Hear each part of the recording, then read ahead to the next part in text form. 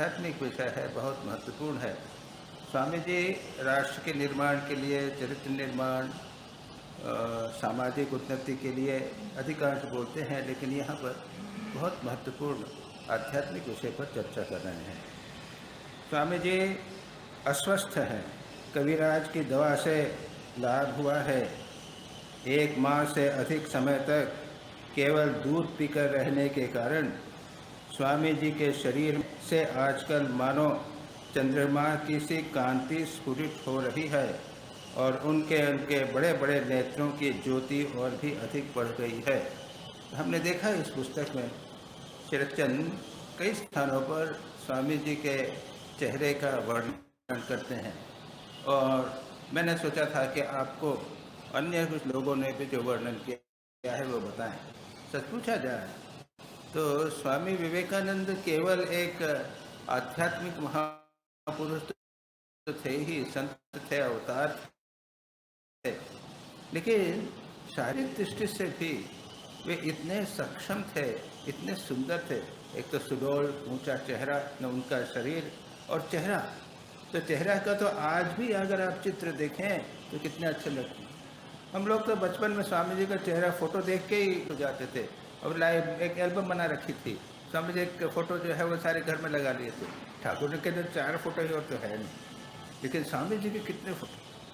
तो एक स्वामी जी की विशेषता थी, और उनके आँखें तो अद्भुत थी।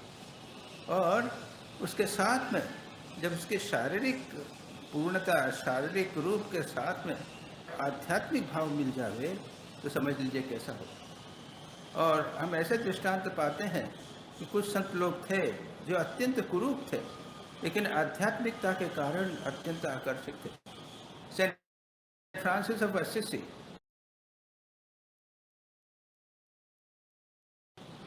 दृष्टांत लीजिए।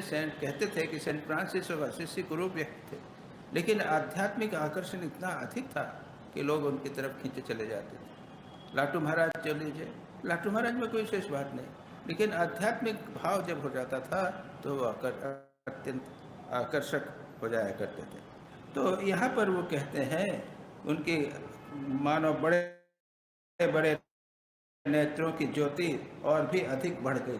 तो मैंने 2-1 बार आपको बताया था कि मैं वो स्वामी जी का वर्णन रॉड हेमन ने किया था, तो उसको मैं बार बार 2-3 बार आपको बोल चुका हूँ, उसको मैं बताने का प्रयत्न करता हूँ। ये सेकेंड विजिट टू अमेरिका में जब दूसरी बार गए थे, उस समय का मालूम है, उस समय का एक मिस्टर रॉड हेमल ने वर्णन किया है। काफ़ी लंबा वर्णन है, उसमें अन्य बातों के अतिरिक्त स्वामी विवेकानंद के व्यक्तित्व और उनके चेहरे के बारे में भी बात की है। उन्होंने कहा है कि it is now more than 10 years since Swami Vivekananda lectured in California. 10 वर्ष पहले की बात कह रहे हैं, लेकिन अभी भी लग रहा है कि आज ही उन्होंने मानो लेक्चर दिया हो। It was here and elsewhere, audience were his from the outset and remain to his end. उनको जो श्रोता लोग थे वो पहले से ही उनके द्वारा अभिभूत हो जाया करते थे, उनके हो जाया करते थे। उनके विचारों पर कोई भी रोक नहीं पाता था। कुछ लोग रोकने की कोशिश करते थे, लेकिन उनको उनके विचारों में इतना सुख प्राप्त होता था, इतनी नवीनता प्राप्त होती थी कि उसको वे रोकना पसंद नहीं करते थे। और जो लोग उसके विरोधी भी थे, they were few who would have resisted if they could. लेकिन वो सोचते थे कि वे उनका विरोध करेंगे मन ही मन, लेकिन उनमें वो शक्ति नहीं थी। और उनका जो लॉजिक था, उनका जो विचार थे, उनके तर्क थे, वे ऐसे पावर शक्तिमान थे कि वे सारे के सारे लोग उनके सामने मानो बिल्कुल नतमस्तक हो जाते थे। वो कहते हैं ना, एक चाइल्ड लाइक सिंप्लिसिटी। और फिर उसके साथ ही साथ क्या है कि एक महान टीचर, महान अवतार की सरलता भी थी। ये सारे गुणों के द्वारा भी वे नतमस्तक हो जाते थे। उसके बाद वो कहते हैं पर्सनालिटी, व्यक्तित्व कहते हैं। स्वामी जी का व्यक्तित्व क्या है impressed on the mind with visual intensity. बाह्य नेत्र से भी उनका जो व्यक्तित्व है हमारे मन पर प्रभाव पकड़ता था। उनकी आंखें, स्पीकिंग आंखें, मानो आंखें बोल रही हैं। वेल्थ ऑफ फेशियल एक्सप्रेशन, उनके चेहरे के जो भाव हैं, अनेक प्रकार के भाव, वेल्थ यानी भावों का घनीभूत मानव विग्रह उनके में था। फिर गेस्टिकुलेशन, बातचीत कर रहे हैं, मुंह चल रहा है, वो आकर्षण होता था। और संस्कृत के चांटिंग, संस्कृत का उच्चारण और उसमें जो माधुर्य, उसमें संगीत, वो जो था अद्भुत। उससे उसमें एक मानो एक दिव्य कविता मानो उत्पन्न होती थी। और उसके बाद उसका अनुवाद करते थे वे, एक हंसते हुए सरलता के कारण अनुवाद करते थे। स्माइलिंग कॉन्फिडेंस, ऐसा विश्वास, सरल विश्वास के साथ करते थे। और इसके द्वारा इन सारी चीज़ों को मिलाकर जो प्रभाव यह सिंधु सन्यासी हमारे मन पर करता था, जो दृश्य हमें दिखता था, वो कौन भूल सकता है। इस प्रकार से उन्होंने लिखा है। वे कहते हैं एज ए लेक्चरर, एक वक्ता के रूप में वे कभी नोट्स नहीं देखते थे। हम लोग जैसे नोट्स देते हैं वो सब नोट्स नहीं देखते थे। और उसके बाद में कई बार उसी विषय को वे लेक्चर देते हैं, लेकिन कई फिर भी रिपीटेशन नहीं होता। यानी एक ही विषय पर वीरता, साहस, लेकिन उसमें रिपीटेशन नहीं होगा, उनमें पुनरावृत्ति नहीं होगी, हर बार नई चीज आएगी। मानो लगता था कि वो अपने सुपर एक्सपीरियंस, उच्चतम अनुभूति से बोल रहे हैं। और अत्यंत वेदांत के अत्यंत गहन कठिन जो विषय हैं वो भी वे ऐसे वे रिट्राइव, वो ऐसे बोलते थे कि मानो जागृत हो जाते थे। विषय वेदांत मानो विषय जागृत हो जाता है। उनके अट्रेंसेस वे डायनेमिक, उनमें तेज होता था। जो बोलते थे कंस्ट्रक्टिव थे, सकारात्मक होते थे। और हमारे सिंथेटिक प्रोसेस में arousing thought and directing it into synthetic process, अब जैसे कैसे ट्रांसलेशन करेंगे, वो विचारों को हमारे में उत्पन्न करते थे और सकारात्मक दृष्टि में उसे प्रेरित करते थे। और उसके बाद में वे प्रश्न पूछने के लिए कहा करते थे। बहुत लोग प्रश्न करते थे और एक को लगा, एक बार क्या हुआ, ask all the questions you like, more the better, खूब पूछो, प्रश्न करो, अधिक पूछो तो करो। लेकिन एक आदमी on one occasion after persistent queries, a number of persons it occurred to someone that they were plying the Swamis too insistently on questions. वो एक आदमी को लगा कि बहुत अधिक प्रश्न कर रहे हैं, बार बार प्रश्न कर रहे हैं। तो उसने कहा कि ये तो टू मच, मत करिए, मत प्रश्न मत करिए इस प्रकार। स्वामी जी ने क्या कहा, आस्क ऑल क्वेश्चंस, जो जितने प्रश्न करना चाहे करो, जितने अधिक प्रश्न करोगे उतना अच्छा है। और that is what I am here for, इसी के लिए तो मैं यहाँ पे हूँ। And I won't leave you till you understand, और मैं उस समय तक नहीं रोकूंगा जब तक तुम अच्छी तरह समझ में नहीं आएगा। और फिर क्या कहा है, the applause was so prolonged that he was obliged to wait till it subsided before it continued.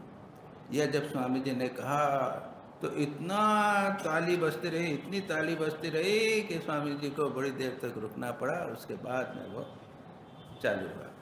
तो यहाँ पर तो एक ही शिष्य के साथ चर्चा हो रही है और बीच बीच में शिष्य स्वामी जी की झलक दे रहे हैं। और यहाँ पर रोड है मिल रहे, उसके बाद में और भी कई डिस्कस किए हैं, उनको क्या बोले हैं वो कहा है। स्वामी जी ने एक बार कहा था कि कल आप आइएगा, मैं mind and its power and possibilities, मन और उसकी क्षमताओं पर लेक्चर दूंगा। Come here, I have something to say, मैं उसको कहना चाहता हूँ। I shall do a little bombs throwing, कुछ बम फेंकने वाला हूँ। ऐसा उन्होंने कहा। And have a glance smiling, और सबके ऊपर उन्होंने ऐसा बोला। अब देखिए, स्वामी जी ऐसा बोले, मैं आओ लेक्चर देना, कल लेक्चर है, माइंड मन के ऊपर है, मैं लेक्चर है और मैं कल बम फेंकने वाला हूँ। अब आप सोचिए क्या प्रभाव पड़ेगा। और क्या कहते हैं इसके बाद में, next night there was barely standing room, पूरा खड़े होने तक की जगह नहीं थी, सब बॉम्ब शेलिंग, बॉम्ब प्राप्त करने के लिए आए थे। एंड केप्ट हिज वर्ड, उन्होंने बम फेंके थे। For all people knew how to throw them with telling effect, और उनमें वही ऐसे व्यक्ति थे जो जानते थे कि कैसे विचारों के बम फेंकना जिससे लोगों पर प्रभावित हो सके। इन लेक्चर ही डिवोल्ड considerable time to the subject of chastity as a means of strengthening mind, purity, chastity. लोग तो समझते नहीं वहाँ पे, भोग वाले लोग, उन्होंने कैसा स्वामी जी ने कहा होगा। As a practice to develop purity he expounded the theory of looking upon every woman as one's mother। Practice theory के लिए, ब्रह्मचर्य के प्रैक्टिस के लिए, और प्रत्येक नारी को अपनी माता समझने का भाव उन्होंने ये कहा। तो उसने एक अच्छा विषय है, थोड़ा सा ले लिया उससे। एक व्यक्ति ने कहा कि ये जो आप कहते हैं कि प्रत्येक नारी को माँ समझना, तो ये कहते हैं कि in response to inarticulate question from an audience,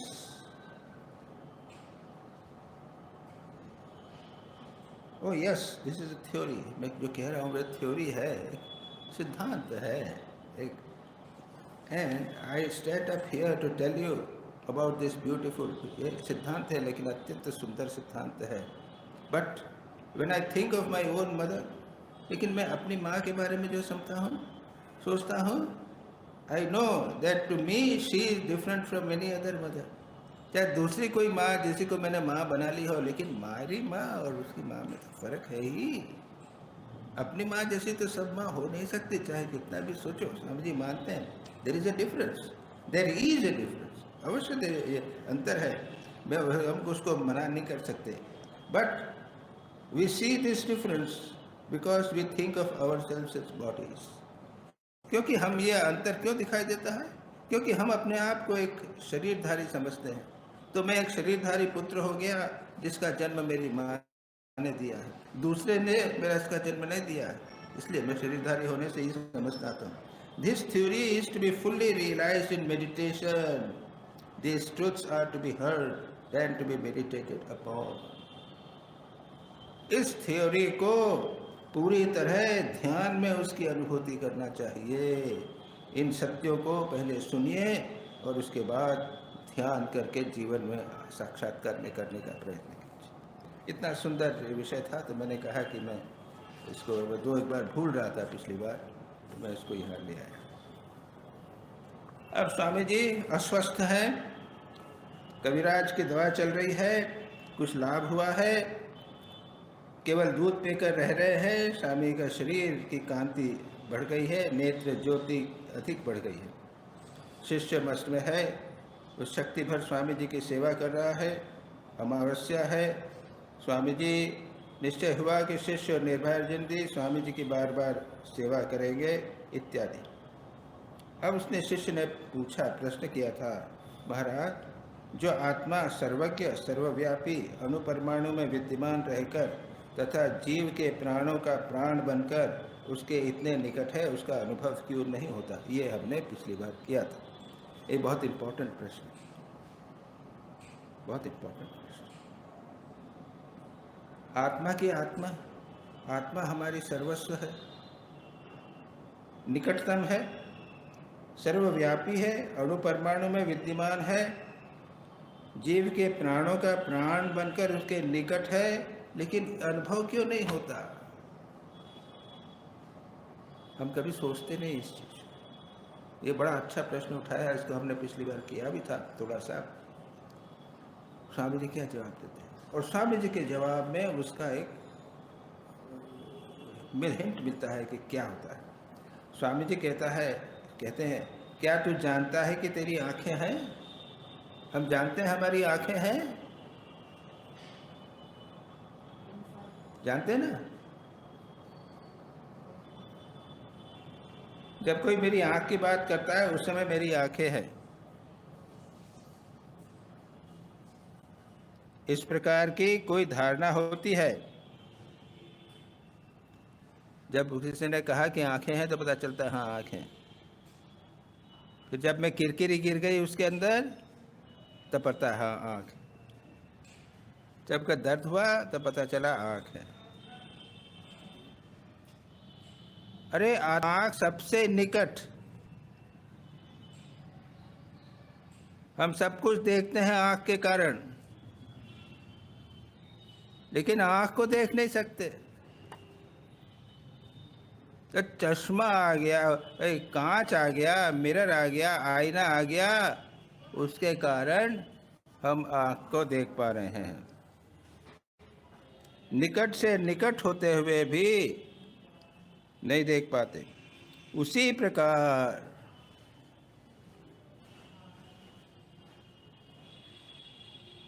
प्रकार आत्मा जो है वो आँख से भी निकट है।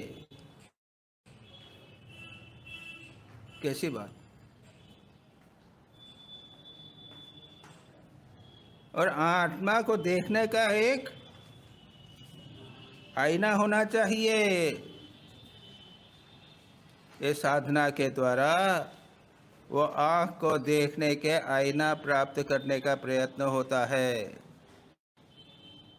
और तब हम उसी प्रकार आँख को आत्मा को देख पाते हैं, उतना स्पष्ट रूप से जैसा कि आँख को आईने के भीतर देख पाते हैं। यहाँ स्वामी जी क्या कहते हैं? शास्त्र या गुरु के मुख से सुनकर कुछ कुछ धारणा अवश्य होती है। ये शास्त्र और गुरु मुख से सुनना ये मानो आईना है, लेकिन ये भी पूरा नहीं हुआ। आगे क्या कहते हैं? परंतु जब संसार के तीव्र शोक दुख के कठोर आघात से हृदय व्यथित होता है, जब स्वजनों के वियोग के द्वारा जीव अपने को अवलंबन शून्य अनुभव करता है, जब भविष्य जीवन के दुर्भेद्य अंधकार में उसका प्राण घबरा उठता है, उसी समय जीव इस आत्मा के दर्शन के लिए उन्मुक्त होता है। एक बहुत महत्वपूर्ण मानो शर्त रखी है। इस शर्त को भगवान बुद्ध ने पूरी तरह रियलाइज करा था, और इसलिए अपने समग्र दर्शन को उन्होंने दुख पर रखा था। जन्म दुख है, जरा दुख है, मृत्यु दुख है, रोग दुख है। ये दुख की एक लंबी सीढ़ी बना दी थी। दुख ही दुख है। संसार में कौन सा व्यक्ति है जिसको सुखी सुख है, दुख नहीं है? कोई भी व्यक्ति नहीं है, कोई भी हो भी नहीं सकता। और प्रत्येक दिन हमें कुछ न कुछ दुख होते रहते हैं। यहाँ स्वामी जी ने तीव्र शोक दुख के आघात की बात कही, स्वजनों का वियोग की बात कही, भविष्य के दुर्भोग्य अंधकार की बात में कही। दुख आत्मज्ञान का सहायक इसलिए है, परंतु धारणा होनी चाहिए। दुख पाते पत्ते बिल्लियों की तरह कुत्ते बिल्ली के लिए मरते हैं लोग, वे भी क्या मनुष्य हैं? सच्चे मनुष्य वही हैं जो इस दुख सुख के द्वंद्व प्रतिघातों से तंग होकर विवेक के बल से उन सभी को क्षणिक मानकर आत्म प्रेम में निमग्न रहते हैं। विचार करना है ऐसे। कुछ एक चीज़ तो है वो सदा विद्यमान है, दुख हो या सुख है। मैं तो हमेशा विद्यमान हूँ, आत्मा तो हमेशा विद्यमान है। दुख आवे चला जाए, दुख सुख आएगा वो भी चला जाएगा। ये देह है, ये भी जवान थी, बड़ी हो गई है, बूढ़ी हो गई है, ये भी चली जाएगी, लेकिन आत्मा बना रहे। निरंतर ये चिंतन बना रहना चाहिए। उस तब पता चलेगा कि आत्मा हमारी उतनी निकट है, उतनी ही नहीं, उससे अधिक, उतनी निकट है या आँख से भी अधिक निकट। आँख को हम सब मान के चलते हैं, ये हमारे अंग का अंग है। आत्मा जो है वह अंग का भी अंग है, उससे भी अधिक है, वह हमारा वास्तविक स्वरूप। एक बहुत इंपॉर्टेंट विचारधारा यहाँ पर स्वामी जी बताते हैं, सच्चा मनुष्य वही है जो सुख दुख के द्वंद्व प्रतिघासों से तंग आकर भी विवेक के बल पर उसी को क्षणिक मारकर सुख दुख के प्रतिभागों को क्षणिक मारकर आत्म प्रेम में मग्न रहते हैं। यही बात है, कुछ भी होते रहिए, संसार को होते रहिए। देखिए, ये या तो आप इसको भगवान कहिए या आत्मा कहिए, हम सब सीनियर सिटीजन्स हो गए हैं, अब तम कम ये समझना चाहिए, एक क्षण भी हमारे जीवन का ऐसा नहीं जाना चाहिए जब हम अपना आत्मचिंतन न करें और या ईश्वर चिंतन या भगवत चिंतन या इष्ट चिंतन न करें। एक क्षण भी ऐसा नहीं जाना चाहिए। संसार खींचेगा ही, संचार का काम ही मन को बाहर नहीं ले जाना। किसी न किसी प्रकार से करिए, हृदय में करिए, या सोचिए कि आप भगवान हमारे पास में घूम रहे हैं या भगवान हमारे साथ जा रहे हैं, खाना बना रहे हैं तो भगवान के साथ बात कीजिए। ऐसे हो गए हैं संत, उनके हम वर्णन सुन पढ़ते हैं, खाना बना रहे हैं तो भगवान से बात करते जा रहे हैं, झाड़ू लगा रहे हैं तो भगवान से बात कर रहे हैं, सोच रहे हैं कि भगवान यहाँ पर है। ये बात करना ही है। आत्मा को चिंतन करना कठिन हो सकता है, लेकिन भगवान के एक रूप का, इष्ट का हमारे साथ सदा विद्यमान है, ये भाव या चिंतन करना यह आसान हो सकता है, और ये करना ही चाहिए। यहाँ पर तो स्वामी जी उसी बात को कर रहे हैं, जो चीज़ जितनी निकट होती है उतनी उसकी अनुभूति कम होती है। आत्मा निकट से निकट है, इसीलिए असंयत चंचल चित्त जीव उसे समझ नहीं पाते, परंतु जिनका मन वशीभूत है, ऐसे शांत जितेंद्रिय विचारशील जीव बहिर्जगत की उपेक्षा करके अंतर जगत में प्रवेश करते करते समय पर इस आत्मा की महिमा की उपलब्धि कर गौरवान्वित हो जाते हैं। इम्पोर्टेंट बात है, कंडीशंस दे दी है, क्या करना है। जो असंयत मन को नियंत्रित करते हैं, शांत हैं,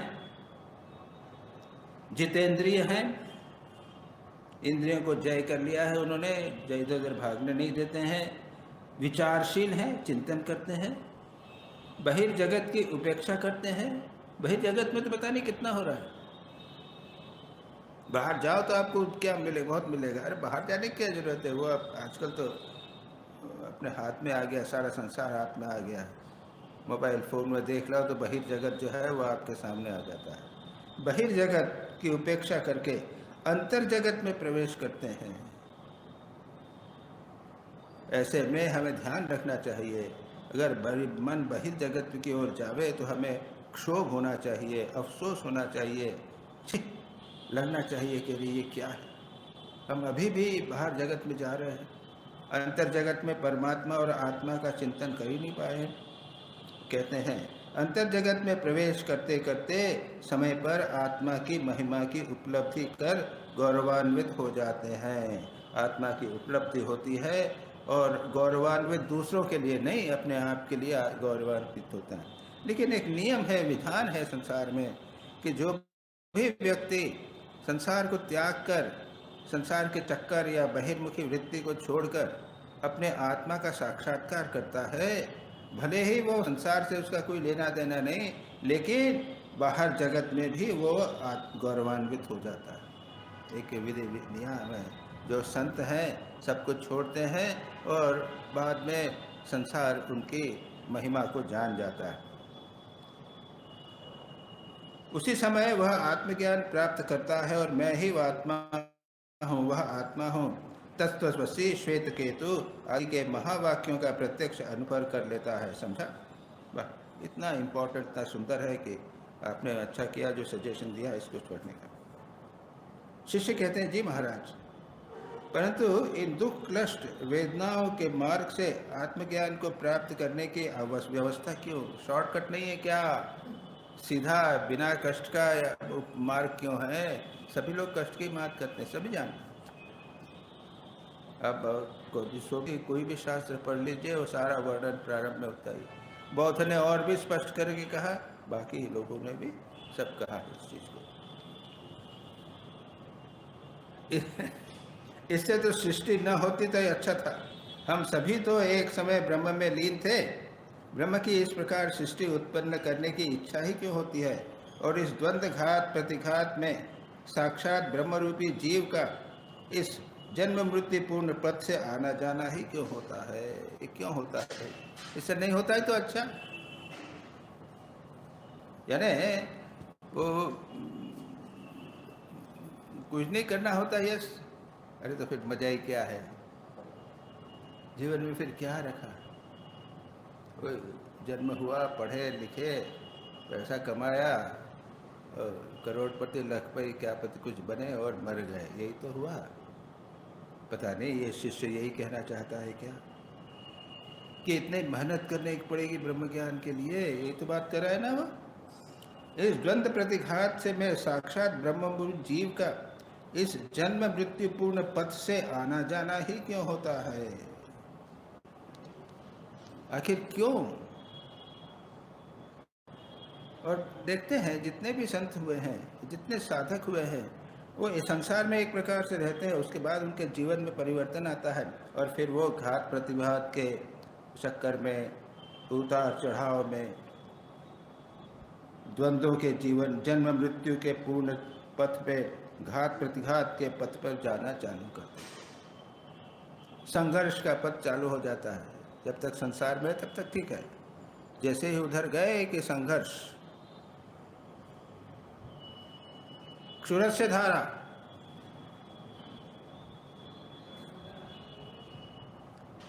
अब आप नहीं आए सूर्य की धारा में नहीं चलना, नहीं मत आओ, आध्यात्मिक जीवन में मत आओ, अच्छे हो। और होता है संत लोग जब आते हैं तो देख लेते हैं, अरे भाई क्या है ठीक है, अच्छा है, तुम क्या करोगे? तो MBBS कर लो, हमको भी तो कहा था MBBS कर लो, MD कर लो, ये कर लो, वो कर लो, वो ठीक है, वो करो ना, अच्छा है। इधर आने की बात ही नहीं होती। जब बार बार कहते हैं तब वो कहते हैं, सब बताते हैं, ये करना पड़ेगा, ये करना पड़ेगा, ये कठिनाइयाँ हैं, ये कठिनाई है। ये पता चलता है सूरस्य धारा, स्पष्ट कहा है, बिल्कुल स्पष्ट कहा है। और एक सूरस्य धारा, इसको कोई भी संत ऐसा नहीं है, कोई भी साधक ऐसा नहीं है जिसको सूरस्य धारा के ऊपर से, सूर्य की धार के ऊपर से जो तीखी है, निशिता अत्यंत कठिन है, उस पर से चढ़ना पड़ता है।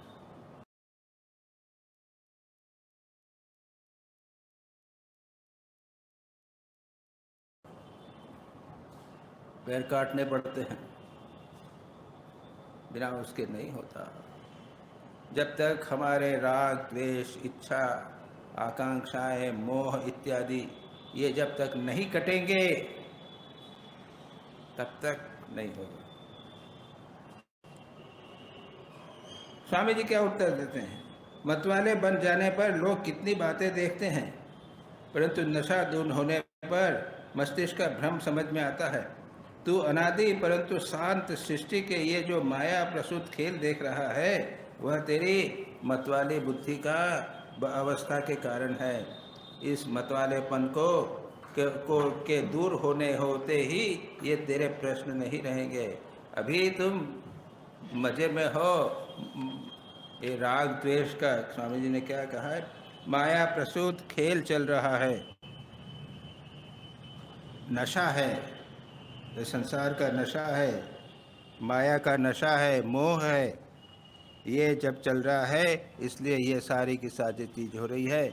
जब ये सब निकल जाएंगे, ये मतवालापन जब दूर होगा, तब सब प्रश्न का उत्तर तुम्हें मिल जाएगा।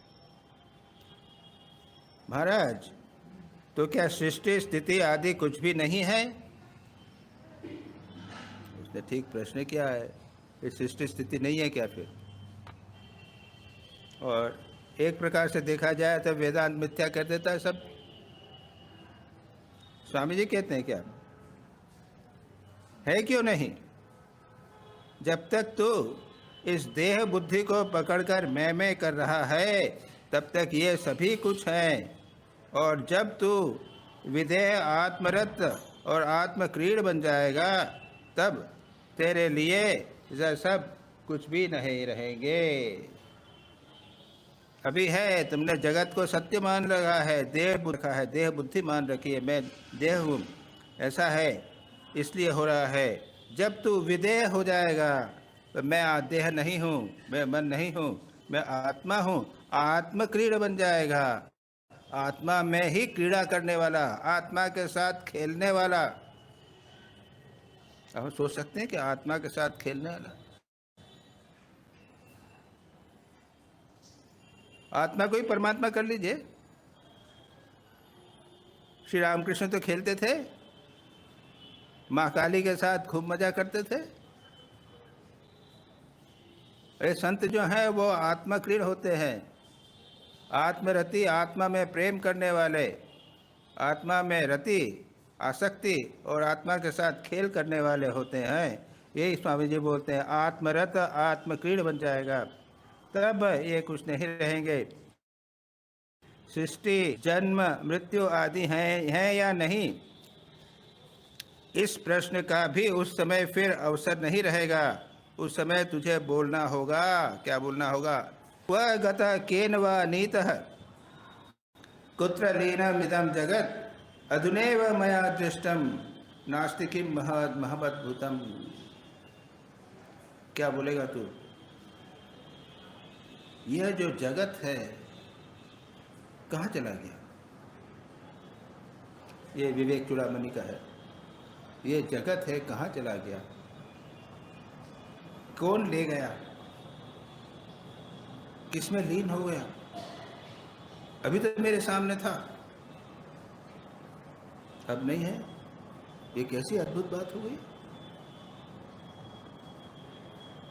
एक विचार के द्वारा, साधना के द्वारा एक स्थिति आएगी। जो शिष्य ने पूछा था ना कि ये सृष्टि आदि कुछ भी नहीं है, क्या नहीं है ये? कहते हैं अरे एक स्थिति आएगी तब कुछ जान जाएगा, जो है सब कुछ विलीन हो जाएगा। जगत का उसके बाद कुछ नहीं है। उसने ज्ञान का व्यर्थ का प्रश्न है। जगत का ज्ञान यदि बिल्कुल न रहे तो कुत्र लीनम इदम जगत, ये बात कैसे कही? तो स्वामी जी कहते हैं समझाने के लिए कही है, पढ़ता भाषा को समझाना पड़ता है, इसलिए कहा गया है।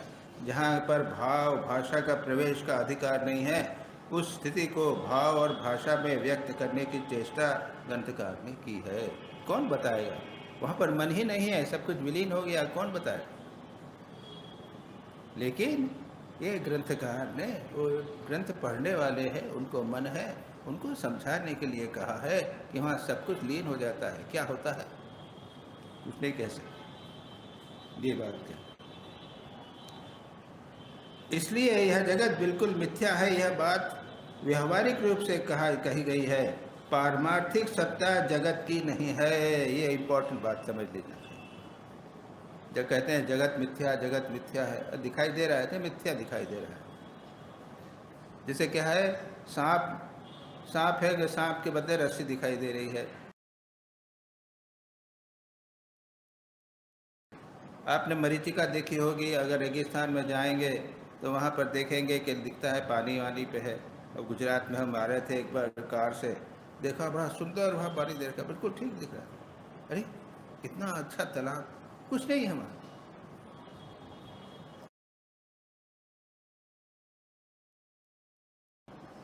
तो ये क्या है? ये मिथ्या है। इसको प्रश्न उत्तर दिया है, जग मिथ्या है। सांप दिख रहा है तब जगत मिथ्या है। इस बात को व्यवहारिक रूप से हम कहते हैं कि जगत दिख रहा है, सब कुछ दिखाई दे रहा है, काम करना है। लेकिन जब अनुभूति होगी तब क्या होगा? कुछ नहीं रहेगा। पारमार्थिक दृष्टि से याद रखिए, 2-3 प्रकार के लेवल्स होते हैं विचार के, चिंतन के। एक होता है पारमार्थिक दृष्टि, एक होता है व्यवहारिक दृष्टि, और एक होता है प्रातिभाषिक दृष्टि। कुछ लोग केवल पारमार्थिक और प्रातिभाषिक मानते हैं, व्यवहारिक चीज जैसे नहीं मानते। पारमार्थिक दृष्टि से सब एक, ये जगत वगत कुछ नहीं, मैं आप वन सब एक ही है। व्यावहारिक दृष्टि से आप भिन्न है, मैं भिन्न हूँ, लेक्चर है, सब कुछ है, सारा संसार है, यह व्यावहारिक दृष्टि से है। और प्रातिभाषिक दृष्टि से आज हम जैसे बोलते हैं कि भाई अरे रस्से में वो सांप था, वहाँ पे सांप मिले, यह इसी व्यावहारिक जगत में भी एक प्रातिभाषिक चीज भी हम दिखाई देते हैं। एक व्यक्ति दिखाई दे रहा है तो एक व्यक्ति को कोई व्यक्ति राजा समझता है, कोई रंग समझता है, कोई शत्रु समझता है। ये क्या है? ये हुआ प्रातिभाषिक, व्यावहारिक भी नहीं, प्रातिभाषिक। तो तीन प्रकार के यहाँ पर स्वामी जी दो प्रकार के कहते हैं।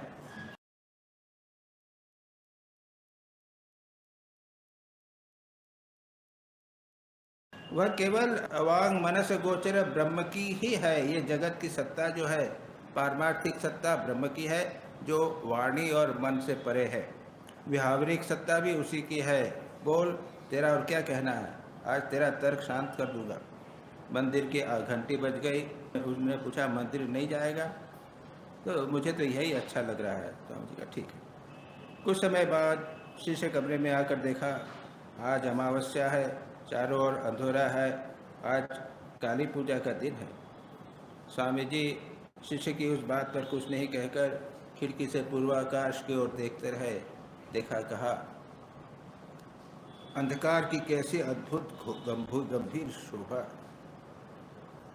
स्वामी जी क्या कह रहे हैं? अंधकार की शोभा। आगे आएगा, यहाँ पे है कि नहीं? निबिड़ आधारे माँ तोर चमके रूप राशि। गहाँ अंधकार, गहन अंधकार में माँ तेरा रूप चमक रहा है। अरे अंधकार में तो कुछ चमकना नहीं चाहिए, जहाँ पर प्रकाश होगा प्रकाश करेगा। निबिड़ आधारे माँ, विरोधाभास, कैसा अद्भुत बात।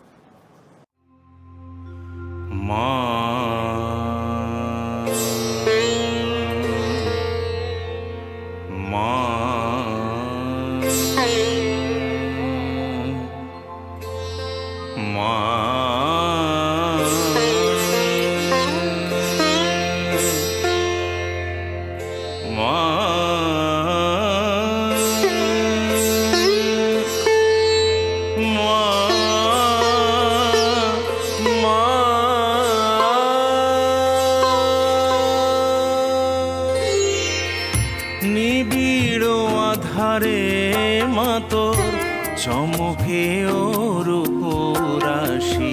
নিবিড় আধারে মাতোর চমকে রূপ রাশি। चमके रूप कैसा। यहाँ पर ये ध्यान रखना चाहिए कि लौकिक दृष्टि से अंधकार है, लेकिन पारमार्थिक दृष्टि से, आध्यात्मिक दृष्टि से वहाँ पर एक अद्भुत सत्ता और प्रकाश रहता है, एक अद्भुत रूप दिखाई देता है। स्वामी जी गंभीर तिमिर राशि की ओर देखते देखते स्तंभित होकर खड़े रहे।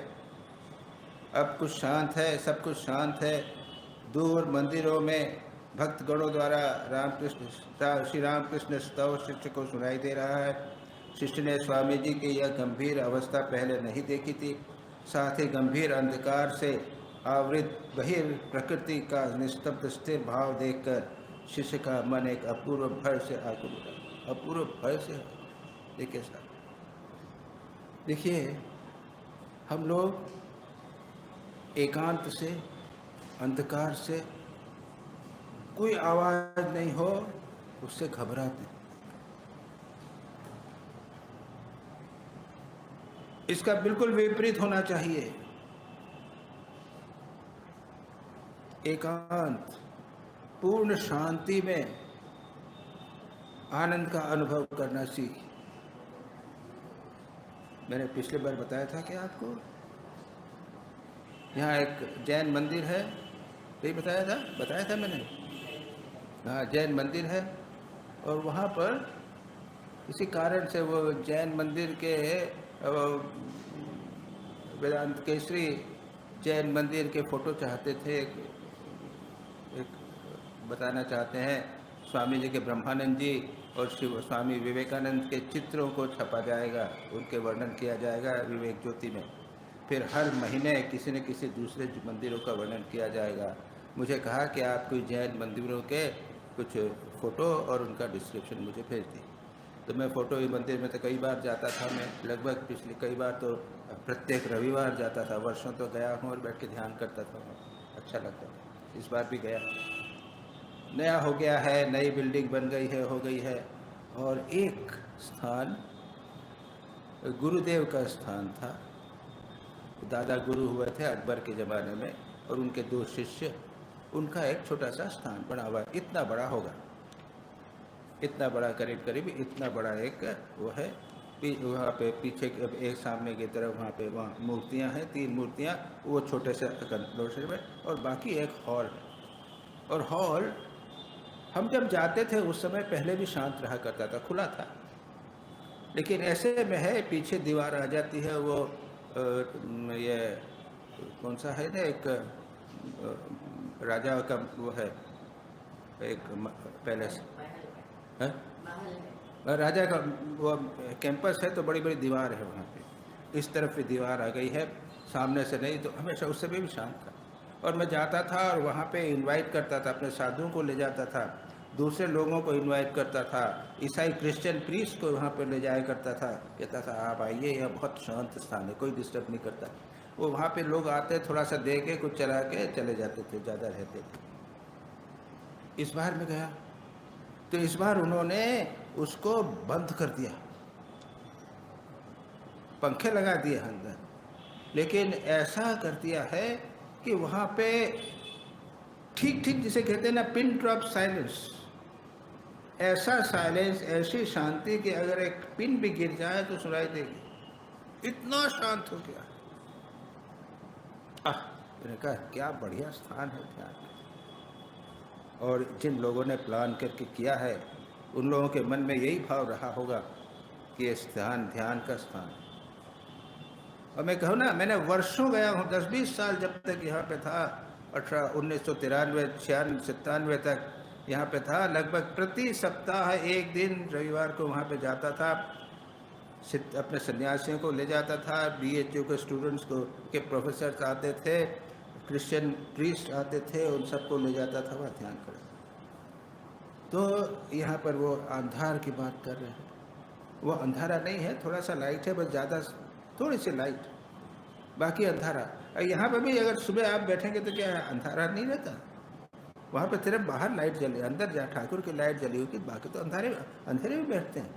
तो ये गहरा अंधकार होना, शांति होना, ये बहुत इम्पोर्टेंट है ध्यान के लिए। तो इसी की बात हम शास्त्र में प्राप्त करते हैं, स्वामी जी की बात करते हैं। स्वामी जी कहते हैं, शिष्य ने देखा कि स्वामी जी की ऐसी गंभीरता से वो घबरा गया, गंभीर अंधकार से आवृत बहिर्प्रकृति का निस्तब्ध स्थिर भाव देखकर शिष्य का एक मन अपूर्व भय से आंखों उठा। अरे बाप, भय क्यों? इसमें तो परमात्मा का मानव प्रकाश विशेष रूप से होता है। इस प्रकार कुछ समय व्यतीत होने पर स्वामी जी धीरे धीरे गाने लगे, निबिड़ आधारे मात और चमके रूप राशि। गीत समाप्त होने पर स्वामी जी कमरे के भीतर बैठकर बीच बीच में माँ माँ काली काली कहने लगे।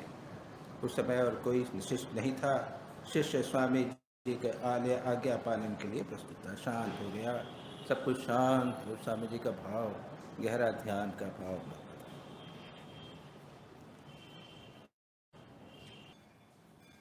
गीत समाप्त होने पर स्वामी जी कमरे के भीतर जाकर बैठ गए और बीच बीच में माँ माँ काली काली कहने लगे। उस समय कमरे में और कोई नहीं था, केवल शिष्य स्वामी जी की आज्ञा पालन करने के लिए प्रस्तुत था। स्वामी जी का उस समय का मुखमंडल शिष्य को ऐसा लग रहा था मानो वे किसी दूर प्रदेश में निवास कर रहे हैं। स्वामी जी कहीं और चले गए। और सच पूछा जाए तो ऐसे महापुरुष तो ये तो कुछ काम करने के लिए आ रहा है, बट अधिकांश मन उनका और कहीं रहता है। चंचल शिष्य उनका उस प्रकार का भाव देखकर व्यतीत होकर बोला, महाराज अब बातचीत कीजिए। घबरा गया। ये हम सभी का हाल है, हम शांत नहीं बैठ सकते। और ये आज बहुत इम्पोर्टेंट एक विषय है, आत्म तत्व का चिंतन, शांत भाव बनाए रखना, ये अत्यंत इम्पोर्टेंट है। इसको जीवन में हमें प्रैक्टिस करके बनाना चाहिए। बाहरी वातावरण कीजिए, अपने कमरे का शांत वातावरण कीजिए, ज़्यादा संभव हो उसमें बैठने का प्रयत्न कीजिए। थोड़ा सा अगर आपका मन चंचल है तो थोड़ा सा भजन सुन लिया, लेकिन अब तो आदत ये हो गई कि बिना भजन के काम ही नहीं चलता, भजन ही सुनते रहते हैं, ध्यान होता है। ऐसा नहीं। एक ध्यान में, अपने आत्मचिंतन में जो महान सुख है, साक्षात्कार है, सत्य है, उसकी अनुभूति तो होना चाहिए कुछ न कुछ, बिना उसके नहीं होगा। स्वामी जी मानो उसके मन के भाव को समझकर मृदु हास्य करते हुए बोले, जिसकी लीला इतनी मधुर है, उस आत्मा की सुंदरता और गंभीरता कैसी होगी सोच तो। स्वामी जी थोड़ी सी हल्की बात कर समझा रहे हैं, जिसकी लीला इतनी सुंदर है।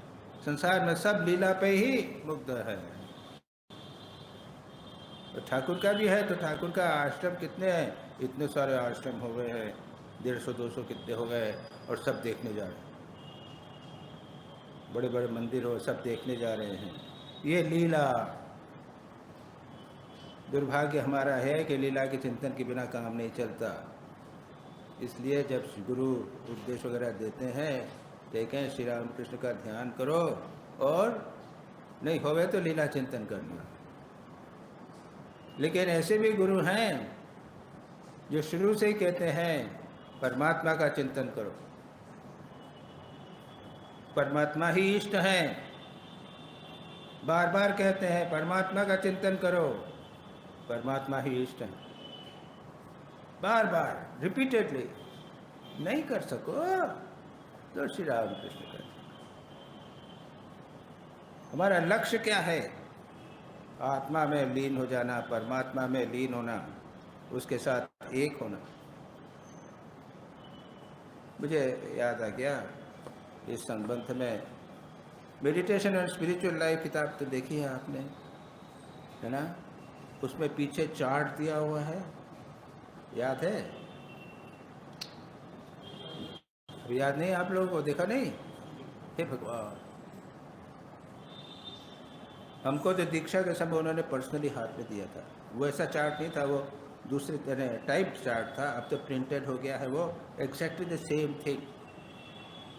तो ये सी दिस, और जहाँ पे तुम हो, जैसा भी हो, उसके अनुसार मेडिटेशन करना। स्पिरिचुअल अनफोल्डमेंट, आध्यात्मिक विकास का क्रम, ये बताया गया है। क्या बताया है? पहले 2 फोटो गोल गोल बनाए हैं, एक छोटा सा बच्चा बनाया, एक वो बनाया, दूसरा डिज़ाइन, एक दूसरी डिज़ाइन, और एक जैसे कहते हैं ना, एक पुरुष जैसा एक डिज़ाइन, और उसके पुरुष के ऊपर एक में प्रकाश लगा हुआ है। कहते हैं एक व्यक्ति, सामान्य व्यक्ति, एक दूसरे दिव्य व्यक्ति की ओर आकृष्ट होता है। इससे जो शुरू होता है ना, हमारा प्रारंभ किससे होता है? हम किसी से श्री रामकृष्ण के प्रति, स्वामी विवेकानंद के प्रति आकृष्ट हुए, हम उसको पूजा करने लगते हैं।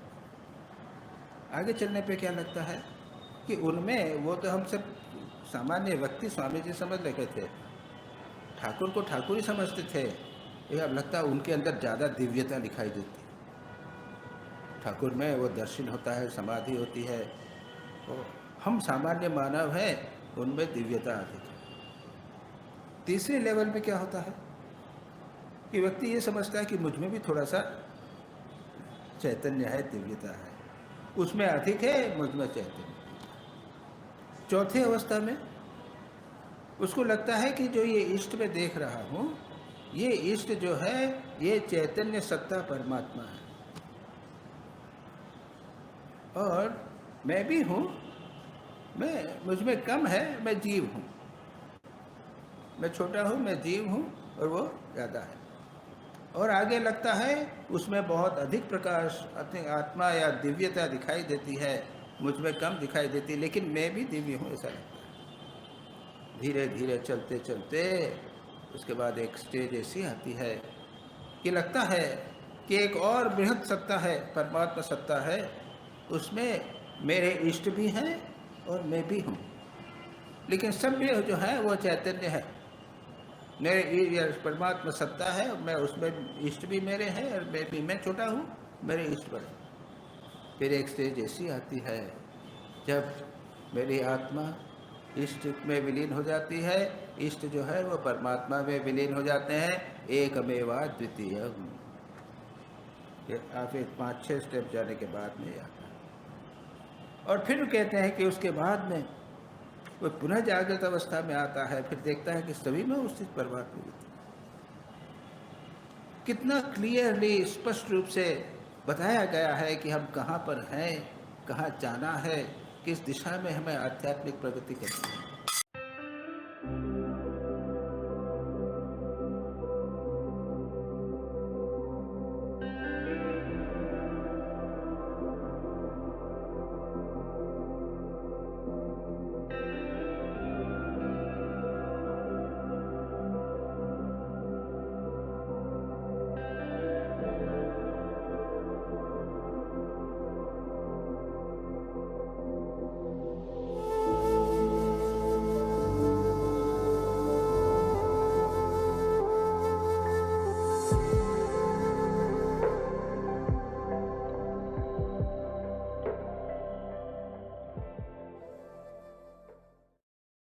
तो मेरा निवेदन है कि मेडिटेशन और स्पिरिचुअल लाइफ पुस्तक आप देख लीजिए, कहीं ना कहीं आप लोगों के पास होगी, है, स्टोर से ले लीजिएगा, स्टोर से देख लीजिएगा, उसका फ़ोटो ले लीजिएगा।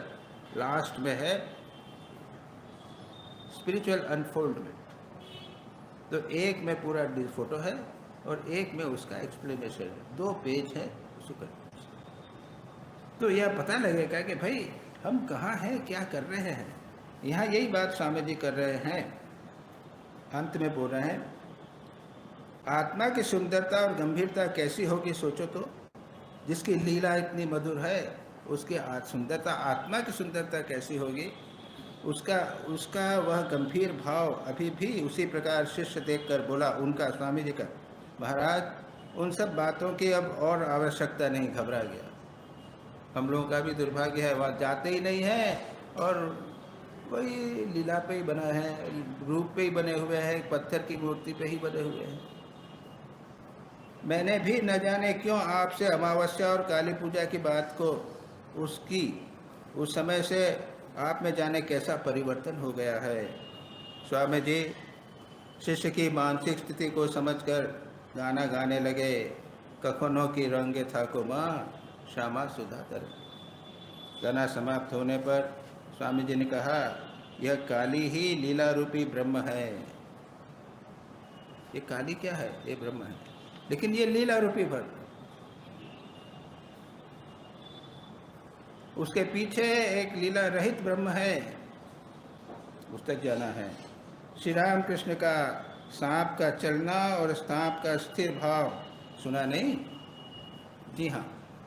अब की बार स्वस्थ होने पर हृदय का रक्त देकर माँ की पूजा करूँगा। रघुनंदन ने कहा है, नवम्याम पूजये देवी कृत्वा रुधिर कर्दमम।